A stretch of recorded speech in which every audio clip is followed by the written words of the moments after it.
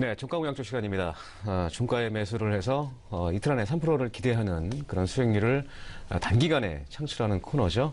네, 오늘은 AR 이메스트의 오현진 팀장님 모시겠습니다. 안녕하세요. 네, 안녕하세요. 네, 중가공약주가 이틀 안에 3%를 달성하는 그런 코너입니다. 네네. 네, 많이 좀 해보신 것 같은데 어떠세요?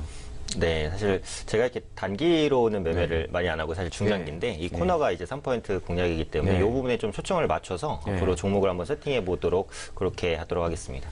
네, 코너가 뭐 이틀 안에 3%지만 그 이후에도 제가 점검을 해드리겠습니다. 아, 네, 알겠습니다. 이틀 안에 3%를 긴장 갖고 하지 마시기 바라겠습니다. 네네. 예, 오늘은 첫 방송인데 수요일만 출연하시는 건가요? 네, 맞습니다.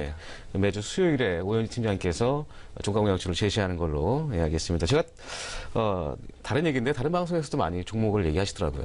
네, 예. 뭐 경제방송에서 이제 예. 뭐 종목 추천이든 아니면 예. 상담이든 그런 부분들 진행하고 있습니다. 제가 알고 있다라고 하는 거는 그래도 나름대로 오현진 팀장님께서 잘 하시는 걸로 이해를 하고 있다는 겁니다. 네네. 예, 자, 오늘 준비한 종목 뭡니까? 오늘 제가 말씀드릴 종목은 하이트 진로인데요. 네. 뭐 하이트 진로에 대해서 모르시는 분들은 없으실 것 같아요. 뭐 소주라든지 맥주 마실 때 이제 하이트 진로의 소주 맥주를 드시는 분들 많으실 거라고 생각을 하고요. 매출 구성을 보시면 이제 소주가 50%가 넘고요. 맥주가 40%, 그러니까 주류가 90% 이상으로 거의 대부분을 차지하고 있다라고 보시면 될 것 같습니다. 뭐 소주 부분에 있어서는 대표적인 참이슬 들 수 있죠. 뭐 참이슬 또 모르시는 분 없으실 것 같습니다. 국내 시장 점유율 50% 이상, 수도권에서는 60% 이상 압도적인 점유율이고요. 맥주 부분에선 대표 제품 하이트입니다. 국내 맥주 시장 점유율 약 30%를 차지하고 있는 업체입니다.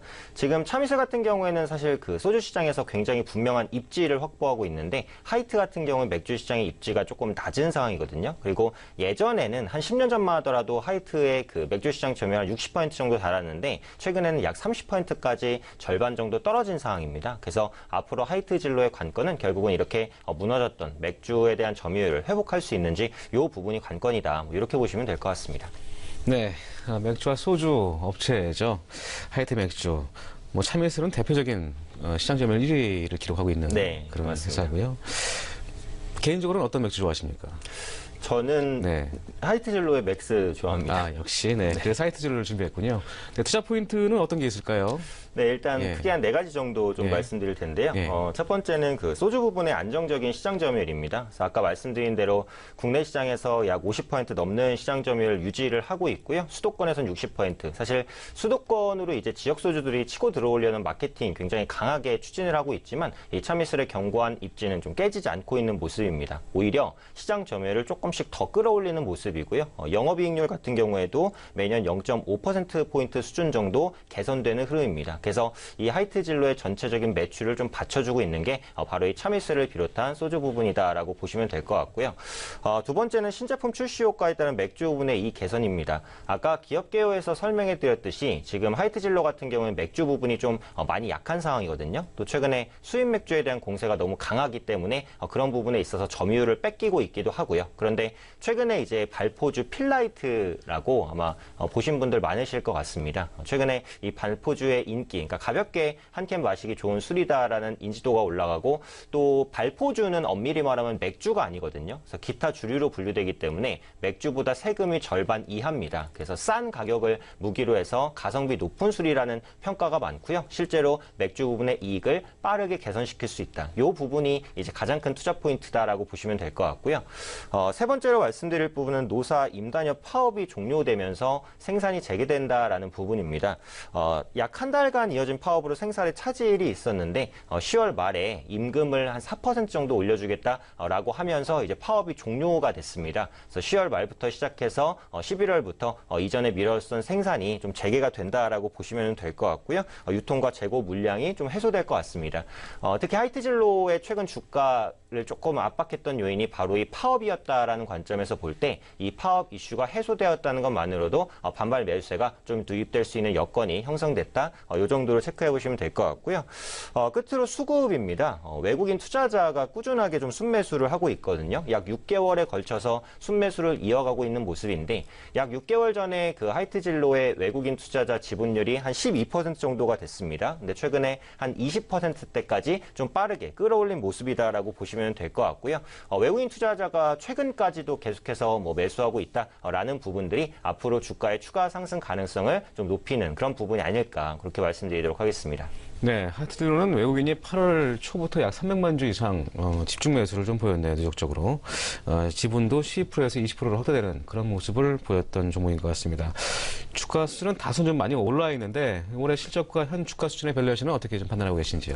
네, 사실 일단 올해 실적은 그렇게 좋지는 않습니다. 예. 그래서 내년에 대한 기대감을 좀 보시는 게 맞겠다 이렇게 설명드리고 싶고요.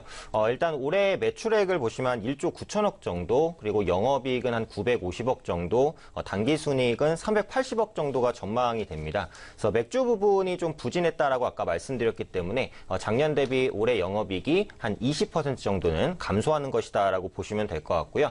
다만 최근에 진행 중인 맥주 부분의 이 개선세에 힘입어서 내년에 실적 턴어라운드가 좀 가능할 것으로 보여지고 있습니다. 그러니까 지금 하이트진로가 최근에 그 맥주 부분이 계속해서 적자를 봤는데 아까 말씀드렸던 발포주 필라이트를 통해서 맥주 부분의 흑자 전환이 올해 말 늦어도 내년 초에는 가능할 것으로 보이니까요. 이런 부분들이 전체적인 실적을 견인한다 이렇게 보시면 될 것 같고요. 역시 올해 같은 경우에는 실적이 그렇게 좋지는 않기 때문에 PER도 높습니다. 그래서 올해 PER이 한 45배 수준에 형성돼 있는데 내년에 실적이 개선되면서 PER 현주가 기준으로 보면 한 30배까지 떨어질 것으로 전망이 되고 있고요. PBR은 1.4배 수준에서 움직일 것으로 봅니다. 영업활동 현금 흐름 간단히 보시면 이제 매년 한 1,000억에서 3,000억대 정도 꾸준하게 유입되고 있거든요. 그러니까 기업이라는 게 결국은 수치상에 나오는 이익만 중요한 게 아닙니다. 어느 정도의 이제 현금이 유입되냐도 중요한데 이 맥주나 소주 같은 경우는 결국은 이제 소매 판매거든요. 현금 장사라는 말입니다. 그렇기 때문에 영업활동 현금 흐름이 다른 업체보다는 상당히 좋고 이런 부분은 좀 강점이 될 수도 있다라고 판단을 하고 있고요. 끝으로 부채 비율을 보면 한 160%대 수준을 유지를 하고 있습니다. 보통 이제 기업이 한 200% 이하면 안정적이다 이렇게 보거든요. 물론 업종에 따라 차이는 있지만요. 그래서 하이트진로 같은 경우는 160%대 부채 비율 안정적으로 좀 유지를 하고 있기 때문에 뭐 종합해서 말씀드리면 올해 실적은 좀 별로지만 내년에는 좋아질 가능성이 높고 기업의 안정성도 높은 뭐 그런 기업이다. 이렇게 정리해드리고 싶습니다. 네, 첨언을 드리면 3년 평균 PER은 43배 정도 됐었던 것 같고요. 내년 실적 기준에서는 PER 30배면은 현 주가 수준에서도 내년을 좀 기약해서 저평가 레이트가 있다고 좀 판단하시면 좋을 것 같습니다. 네, 맞습니다. 예, 알겠습니다. 자, 그러면 시나리오 설정해 주시죠. 네, 일단은 현재 주가를 보시면 이제 오늘 한 2%대 상승을 보여주고 있는데요. 일단 종가 부분에서 약간 눌려서 끝나는 게 조금 더 좋을 것 같긴 해요. 근데 어찌되었던 간에 오늘 종가 기준이니까 오늘 종가를 이제 매수 타이밍으로 보시면 될 것 같고요.